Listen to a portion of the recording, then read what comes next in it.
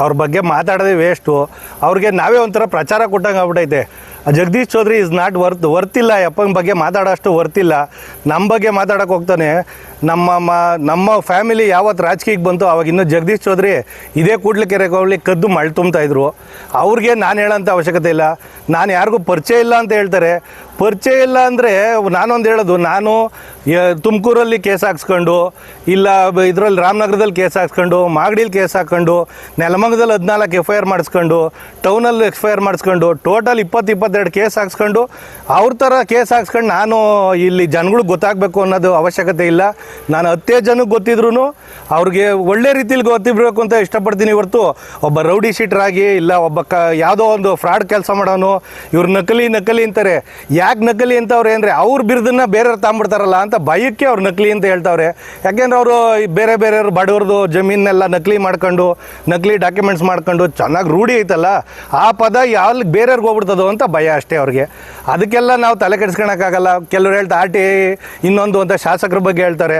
ಅವ್ರ ಯೋಗ್ಯತೆ ಮಾತಾಡೋಂಥ ಯೋಗ್ಯತೆ ಉಳಿಸ್ಕೊಂಡಿಲ್ಲ.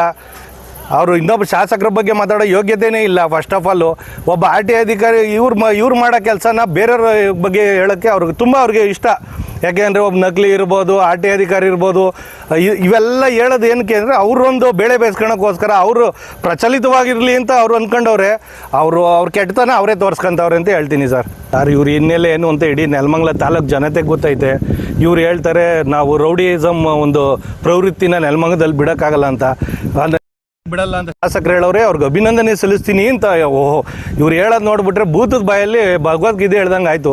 ಒಬ್ಬ ರೌಡಿ ಶೀಟ್ರು ಹೋಗಿ ರೌಡಿನ ಪ್ರವೃತ್ತಿನ ನಾವು ನಿಲ್ಲಿಸ್ತೀವಿ ಅಂತ ಹೇಳಿದಾಗ ಅದು ಹಾಸ್ಯಾಸ್ಪದ ಅಂತ ಅನ್ನಿಸ್ತದೆ ಸರ್. ಇವ್ರ ಬಾಯಲ್ಲಿ ಆ ಮಾತು ಕೇಳೋದು ಒಂಥರ ಅಸಹ್ಯ ಅನ್ನಿಸ್ತದೆ. ಜೊತೆಗೆ ಇವರು ರೌಡಿ ಪ್ರವೃತ್ತಿ BJP ಒಬ್ಬ ಜಿಲ್ಲಾಧ್ಯಕ್ಷರು ರಾಮಕೃಷ್ಣಪ್ಪ ಅವ್ರಿಗಾಗಲಿ, ಅವ್ರಿಗಾಗಲಿ, ಅಥವಾ ರಾಜ್ಯಾಧ್ಯಕ್ಷರಾದಂಥ ವಿಜೇಂದ್ರ ಸಾಹೇಬ್ರಿಗಾಗಲಿ ಇವ್ರಿಗೆಲ್ಲ ಗೊತ್ತಿಲ್ವಾ? ಒಂದು ಶಿಸ್ತಿನ ಪಕ್ಷ ಅಂತ ಹೇಳ್ತಾರೆ. ಒಬ್ಬ ರೌಡಿನ ಕರ್ಕೊಂಬಂದು, ರೌಡಿ ಶೀಟ್ರನ್ನ ಕರ್ಕೊಂಬಂದು ಇವ್ರು ಇದು ಮಾಡ್ತಾರೆ. ಎಲ್ಲಿ ಯಾರು ರೌಡಿಗಳು ಅವರೇ ತೋರಿಸಿ ಅಂತಾರೆ. ರೌಡಿ ಕೈಲೇ ರೌಡಿ ಎನ್ಸ್ಕೋಣ ಅಂತ ಹೇಳಿಸ್ಕೊಂಡು ಇವ್ರು ಹೇಳ್ತಾರೆ. ನಕಲಿ ಯೂಟ್ಯೂಬರ್ಸ್ ಅಂತ ಹೇಳ್ತಾರೆ. ಏನು ಅವ್ರಿಗೆ ಏನು ಅಂದರೆ ಅದೇ ಹೇಳಿವ ಮೇಯ್ನ್ ಏನು ಅಂದರೆ ನಕಲಿ ಅನ್ನೋದು ಅವ್ರ ಪದನ ನೀವು ಬಳಸ್ಕೊಂಡ್ಬಿಡ್ತಾ ಇದ್ದೀರಾ, ನಿಮ್ಗೇನೋ ಯೂಸ್ ಆಗ್ಬಿಡ್ತದೇನೋ ಅಂತ ಭಯ ಅಷ್ಟೇ ಅವ್ರಿಗೆ. ನಕಲಿ ಅಂತ ಹೇಳಿ ಅವ್ರ ಪದನ ಬೇರೆಯವ್ರು ಯಾರಿಗೂ ಬಳಸಬಾರ್ದು ಅಂತ ಹೇಳಿ ಅವರು ಉಪಯೋಗಿಸ್ಕೊಂತಾರೆ ಸರ್. ಅವ್ರ ಬಗ್ಗೆ ಮಾತಾಡಿ ದಯವಿಟ್ಟು ನಾವು ಮಾಧ್ಯಮದವ್ರಿಗೆ ಹೇಳೋದು ಇಷ್ಟೇ, ನಕಲಿ ಅಂತ ಹೇಳಿದಾಗ ಪ್ರತಿಯೊಬ್ಬ ಅವ್ರ ಮುಂದೆ ನಿಂತಿರೋಂಥ ಮಾಧ್ಯಮದವ್ರೂ ಅದಕ್ಕೆ ವಿರೋಧ ಮಾಡಬೇಕು. ಯಾಕೆಂದರೆ ಪ್ರತಿಯೊಬ್ಬರೂ ಯಾರು ಸ್ಯಾಟಲೈಟ್ ಚಾನಲ್ ಇಟ್ಕೊಂಬಂದು ಇವ್ರನ್ನ ಪ್ರಚಲಿತ ಮಾಡಲಿಲ್ಲ. ಇದೇ ಯೂಟ್ಯೂಬರ್ಸೇ ಮಾಡಿದ್ಕೇ ಇವತ್ತು ಜಗದೀಶ್ ಚೌಧರಿ ಯಾರು ಅಂತ ಗೊತ್ತಾಗಿದ್ದು. ಇವ್ರಿಗೆ ಏನೇನೋ ಬಿರಿದು ಕೊಟ್ಟಾರಲ್ಲ, ಅದಕ್ಕೆಲ್ಲ ಎಷ್ಟು ಕೆಟ್ಟದಾಗ ಅನಿಸ್ತದೆ ಅಂತ ಹೇಳಿ ಜನಕ್ಕೆ ಗೊತ್ತಾಗ್ತಾ ಇದೆ. ಇವ್ರು ಅಂದ್ಕೊಂಡವ್ರು ನಾನು ಏನು ಮಾತಾಡಲ್ಲ, ಪಾಕಿಸ್ತಾನ ಬಗ್ಗೆ ಮಾತಾಡಿಲ್ಲ ಅಂತ ಹೇಳ್ತಾರಲ್ಲ, ಮಾತಾಡ್ದಂಗೆ ಇವೆಲ್ಲ ಮಾತು ಬಂತ ಅನ್ನೋದು ಜನಕ್ಕೆ ಅರ್ಥ ಆಗಿದೆ ಸರ್. ಯಾರೋ ಹೇಳಿ ಬರೀ ಜಗದೀಶ್ ಚೌಧರಿ ಹೇಳಿದ ತಕ್ಷಣ ಇದೇನೂ ಆಗಲ್ಲ, ಜನಕ್ಕೆ ಅರ್ಥ ಆಗಿದೆ ಅಂತ ಹೇಳಕ್ಕೆ ಇಷ್ಟಪಡ್ತೀನಿ. ಆಡು ಭಾಷೆ ಅಂತ ಹೇಳ್ತಾರೆ. ಯಾಕೆಂದ್ರೆ ಅವ್ರಿಗೇನು ಅಷ್ಟೊಂದು ಇಷ್ಟ ಇದ್ದು ಆಡು ಭಾಷೆ ಇದ್ದರೆ ದಯವಿಟ್ಟು ಅಲ್ಲಿಗೆ ಹೋಗ್ಬಿಡ್ಲಿ.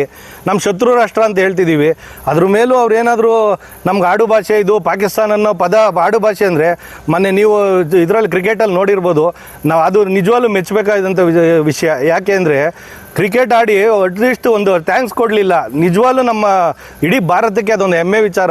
ಥ್ಯಾಂಕ್ಸ್ ಕೊಡಲಿಲ್ಲ ಅನ್ನೋದಕ್ಕಿಂತ ಅವ್ರ ಮೇಲೆ ಒಂದು ಎಷ್ಟು ಮಟ್ಟಿಗೆ ಒಂದು ವಿರೋಧ ರಾಷ್ಟ್ರ ಅನ್ನೋದು ನಮ್ಮಲ್ಲಿ ಬಿಂಬಿತ ಆಗಿದೆ ಅನ್ನೋದಕ್ಕೆ ಒಂದು ಉದಾಹರಣೆ ಅಷ್ಟೇ. ಇವ್ರಿಗೇನಾದರೂ ಅಂಥ ಒಂದು ಆಡಪದ ಅನ್ನೋ ಇಷ್ಟ ಇದ್ದರೆ ದಯವಿಟ್ಟು ಇವ್ರು ಬೇಕಾದ್ರೆ ಹೋಗ್ಬೋದು.